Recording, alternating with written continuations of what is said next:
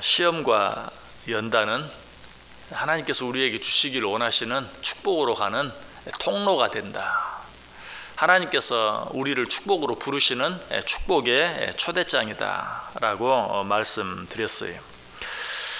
그런데 이런 축복의 통로를 통해서, 이 시험과 연단을 통해서 하나님의 축복을 경험한 자들에게 나타나는 몇 가지 특징이 있다라고 말씀드렸죠.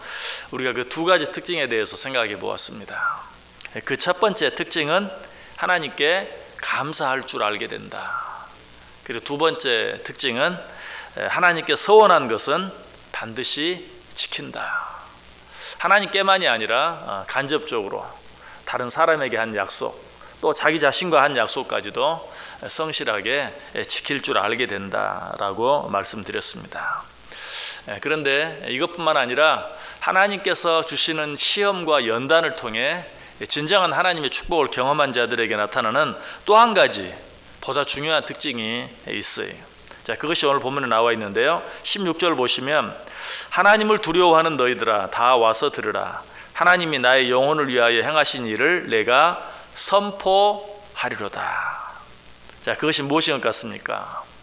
그것은 시험과 연단을 통해 하나님께서 우리에게 베풀어 주신 은혜에 대해서 혼자만 감사하고 혼자만 찬송하는 것이 아니라 다른 사람들에게 그 사실을 선포한다는 것이, 이것이야말로 진정으로 은혜 받은 자들의 참 모습이, 내가 정말 은혜를 받았다면 그 은혜를 다른 사람에게 전하지 아니할 수 없는 것이, 하나님께서 우리에게 베푸신 은혜에도 여러 가지가 있죠.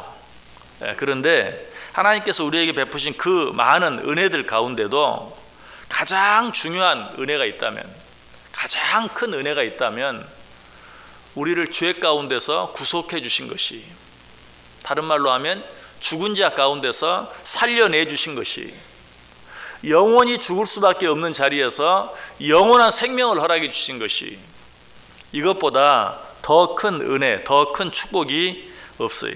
시편 71편 23절이 말합니다. 내가 주를 찬양할 때에 나의 입술이 기뻐 외치며 주께서 속량하신 내 영혼이 즐거워하리이다. 하나님께서 나를 구원해 주셨다는 사실을 아는 자, 이 사실을 깨닫는 자, 이런 자들은 정말 하나님 앞에 감사하고 찬송할 뿐만 아니라 그 사실을 다른 모든 사람들에게 전할 수밖에 없다.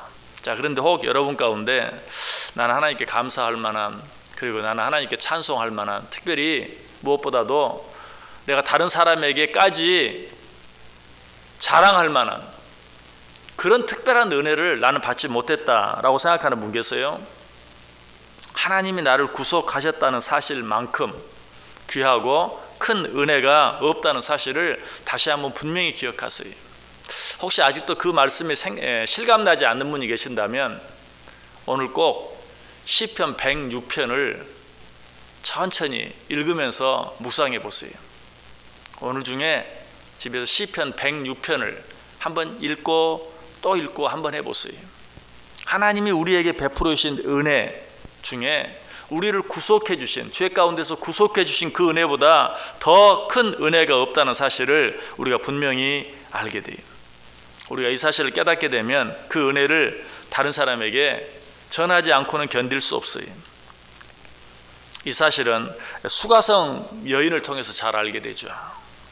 예수님께서 수가성 우물가에서 한 여인을 만나죠. 사마리아 여인이었어요. 이 여인은 어떤 사람이었습니까? 다른 사람을 만나는 것조차 꺼려했던, 그래서 그 더운 팔레스틴 지역에서 가장 더운, 사람들이 낮잠을 자는, 절대 밖에 나오지 않는 그 한낮에 정오에 사람 눈을 피해서 물을 길러 우물가에 나왔던 그런 사람이었어요. 그런데 그가 예수를 만났어요. 예수를 만난 뒤에 그가 어떻게 변합니까? 요한복음 4장 28절에 보면 여자가 물동이를 버려두고 동네에 들어가서 사람들에게 이르되, 누가 볼까봐 그저 아무도 없을 때 사람 눈을 피해서 물 길러 나왔던 이 여인이 물동이를 버려두고 동네에 들어가서 사람들에게 자기가 만난 예수를 전하는 거예요. 이제는 사람을 피해 다니던 여인이 이제는 사람들을 찾아갔어요. 사람들을 왜 피했습니까? 그 사람들이 혹시라도 자기에게 말 걸어올까 봐. 그런데 지금 이 여인은 어떻게 하고 있어요? 자기가 찾아가서 먼저 말을 걸고 있어요. 뭐라고? 내가 행한 모든 일을 내게 말한 사람을 와서 보라. 이는 그리스도가 아니냐 하니. 자기를 구원해 주신 구속의 은혜를, 자기가 체험한 그 구속의 은혜를 다른 사람들에게 전하기 시작하는 것을 보게 돼요. 자, 우리는 왜 그렇게 하지 못할까요? 그 구원의 기쁨과 감격을 전하는 것이 아직도 부끄럽게만 느껴집니까? 이 사마리아 여인은 자신이 만난 이 예수 그리스도를 증거하기 위해 자신의 모든 부끄러움까지도 다 내던져버린 것을 알게 돼요. 이제는 자기의 모든 일이 부끄러웠어요. 그래서 사람들을 만나기가 싫었어요.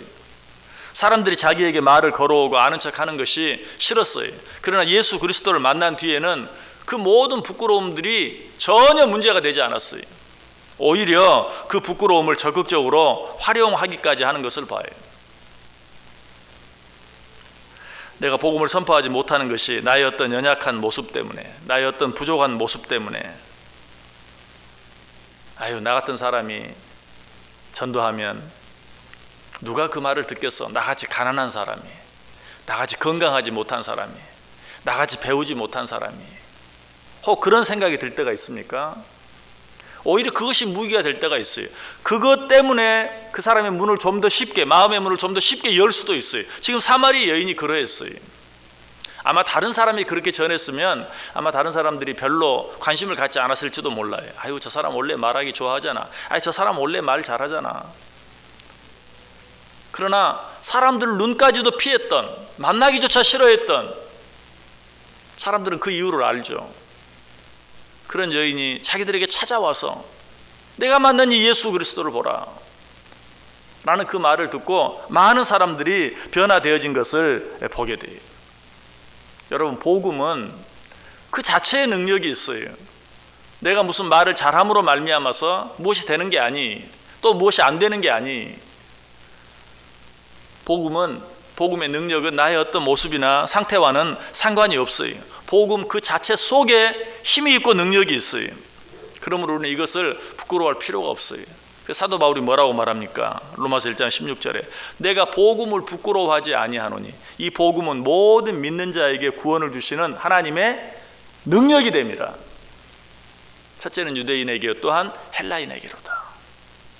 복음은 그 자체의 능력이 있어서 그 복음을 받을 만한 자격이 있는 것처럼 보이는 유대인뿐만 아니라 그 복음을 전혀 받아들일 가능성이 없는 헬라인에게로도 그 능력을 통해서 그들을 구원받게 한다라고 고백하고 있는 것을 보게 돼요.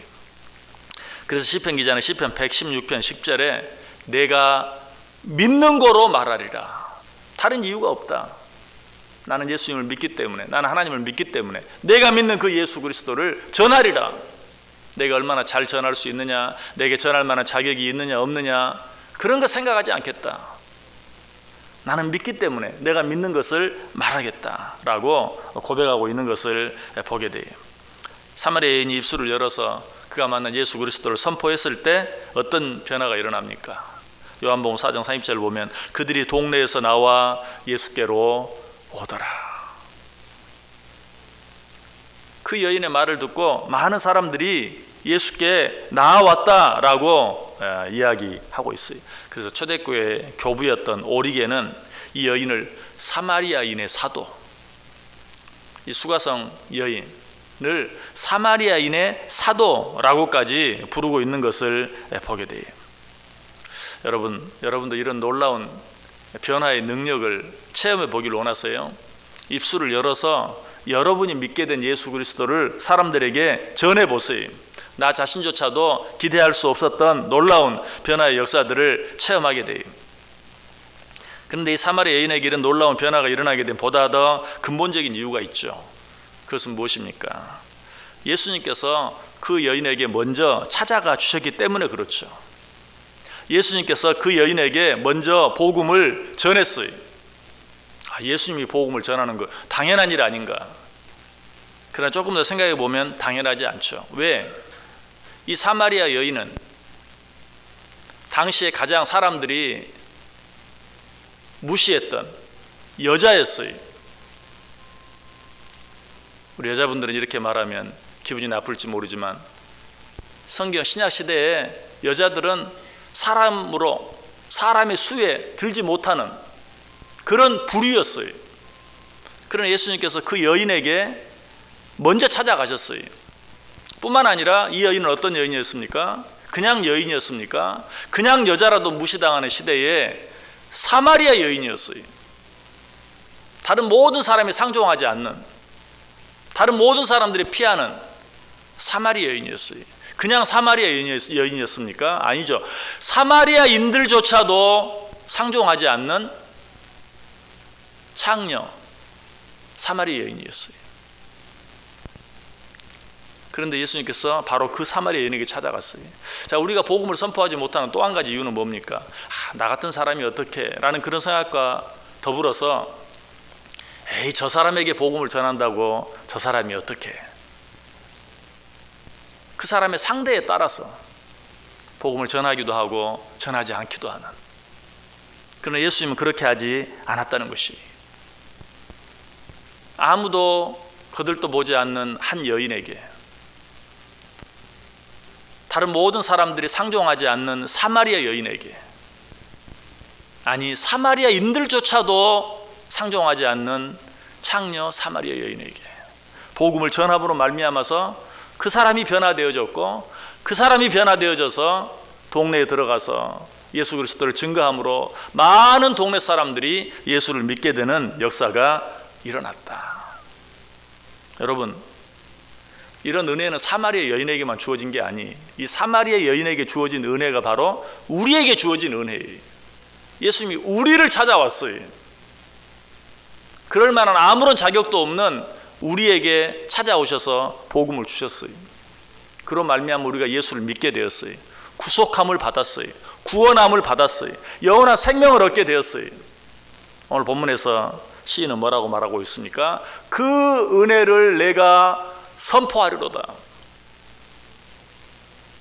진정으로 이 하나님의 은혜를 받은 자들은 그 은혜를 선포하게 돼 있어요. 내가 하나님의 은혜를 진정으로 경험했는가, 경험하지 못했는가, 이 시간 한번 확인해 보세요.